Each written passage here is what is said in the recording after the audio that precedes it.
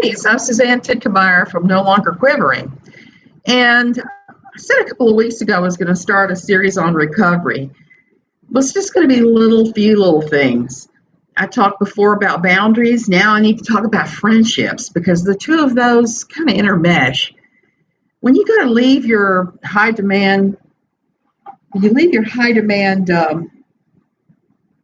group. I don't want to say cult. I'm struggling not to say the words cult. But when you leave your church as high demand, one of the surprising, awful things is going to be your friendships. I hate to tell you, but you should be prepared to lose some of your friends. All your friends that are still involved with, they're going to think you're crazy. They're going to tell you they're crazy, that you are crazy, whether you are or not. To me, that was one of the hardest issues of leaving my old high demand group, of leaving my old church, was the fact that so many people that I knew so well turned their backs on me for no reason at all, except that I was not believing the same thing they were believing any longer. And this is one that still to this day I deal with. Example is there's a lady that's trying to friend me now on Facebook, has sent me several large messages about how wonderful everything is. And she and I used to be really close friends when I was at my old church. But the moment I left, she actually told me to my face, she said, well, I can't have anything else to do with you because you're an apostate. Because I switched churches. Here we are, 12 years later, she's spamming me Facebook messages and saying things like, oh, I just love where you're living now. I want to come see you. I've missed you so much. Dinner, it has been 12 long years since I last heard from you, and you tell me that I'm demonic all those times or I'm an apostate. Not happening. I know it's just because I happen to live in a place now that's desirable to her. So she's able to put her cult experiences aside and refriend me. I don't roll like that.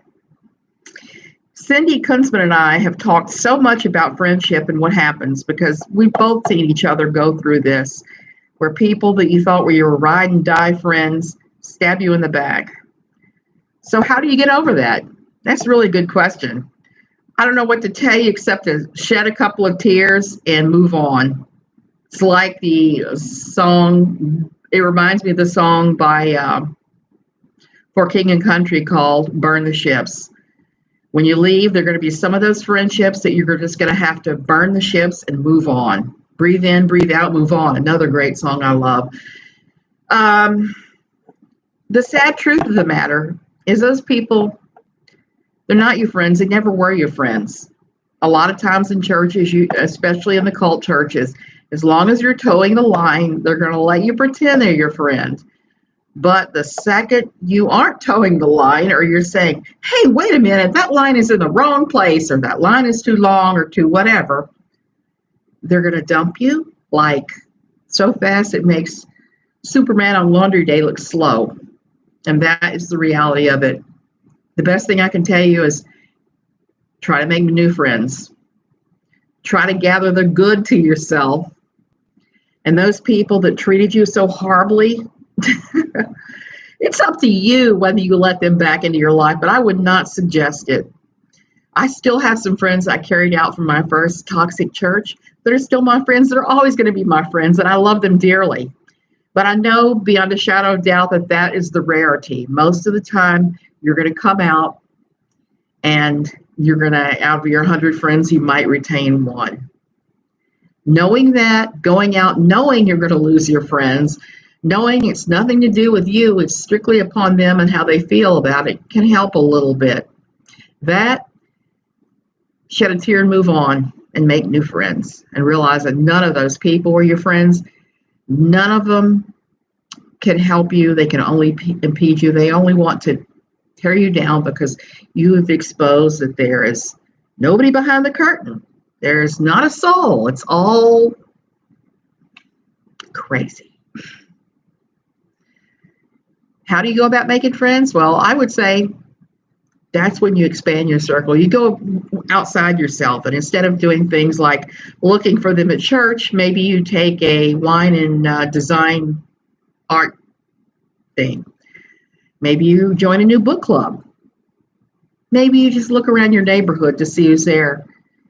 I would recommend going and looking for your friends among the people you actually have a connection with, people that share the same interests and goals, and look for real friendship, not this fake, oh, Jesus loves you friendship that so many of them put upon that isn't really friendship. And most of all, don't take in any of the stuff they're telling you about how horrible you are, because it's not true. You're wonderful. You're wonderful. You're working out your own salvation with fear and trembling, and that's what it's all about. You guys have a great day. I am going to go outside and water my garden and have some fun.